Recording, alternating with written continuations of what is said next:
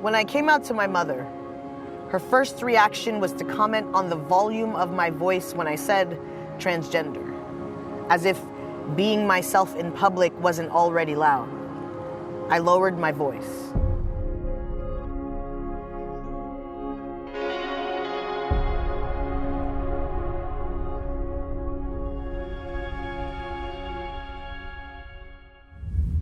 My name is Ebo Barton. I use they, them, or he, him pronouns, and I am an author, performer, poet, and creative living in the South Park neighborhood of Seattle, Washington. I've been doing spoken word poetry for about 15 years now, which I feel like is one of the major accomplishments, is that I've kept my attention on something for that long. Within that time, I placed 5th in the world at Individual World Poetry Slam, followed by a West Coast tour. Coming back from that, I now travel the country doing performance poetry and educating trans and gender diverse identities and anything involving poetry.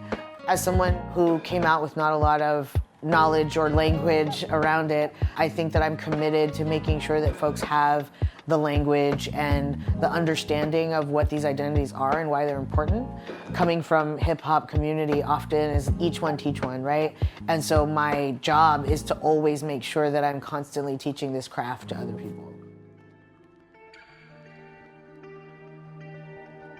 When I was 23 years old, I was in the United States Navy, and I was a culinary specialist on board an aircraft carrier. And cooking became this skill that I had to sort of invite people to know that I loved them. With poetry, I feel like I'm inviting folks to know a little bit of my story. And then with cooking, I sort of invite you even more into my home, into my world. There is a similarity in that you can make these edits. You know, if something's too spicy, you put something a little bit sweet in there, or you put something that has dairy in it. So I know how to fix that. With poetry that's like, oh, I'm stuttering here, or I'm not saying what I need to say here, I can take these words out or put more words in.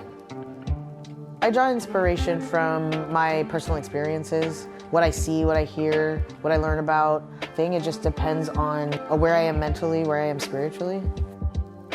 This line should probably not be in this particular poem, so I'm going to save that for later. The zone is like when I finally figure out what I'm trying to say. It feels like collaboration with yourself. So like all the voices in my head are now agreeing that this is where we're going to go, because so often I feel like my voices are in conflict with each other. In a way, it's never done, but I feel like there are endpoints.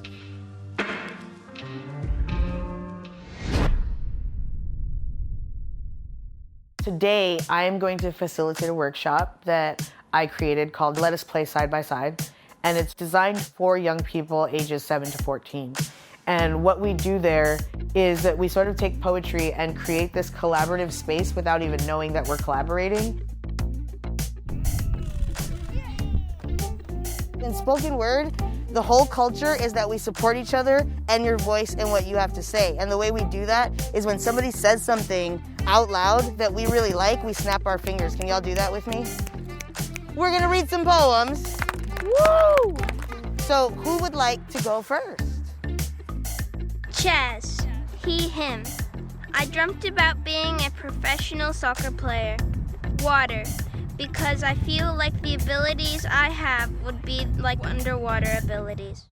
I was so excited to do this workshop because I was able to have a conversation about what the young folks know that's happening in the country in terms of anti-transgender bills or laws. And I was just super impressed by the young folks and their responses. What we don't acknowledge is that I feel like queerness, LGBTQ, is also a culture. And so culture, in its own nature, changes. So also our language will change. So I think there's a lot of different tools and resources like the Sounders Gender Diverse Toolkit that are available for folks to be able to talk to us like we're actual people.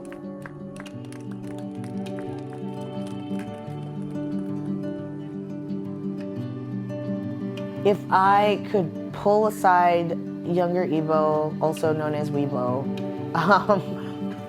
I think that I would tell them to slow down and just pay attention to what's happening around you. and that everything will happen on your time, right? And that it won't match everybody else's. So often we're trying to live a life to prepare for the world. And I think that if we were to think that the world needs to prepare for us, there would be more acceptance of the difference in our identities.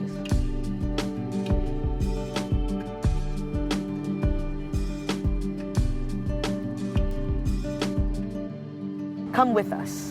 Before I leave, tell my mother I've uninstalled the whisper in my authentic. If you don't want to untie the knots of shame, trying to convince you compromises the wind cradling my wings, so stay in bliss. But ask yourself, are you free? Or are you conditioned to this captivity? Whatever the answer is, please let me live. I just want to go home.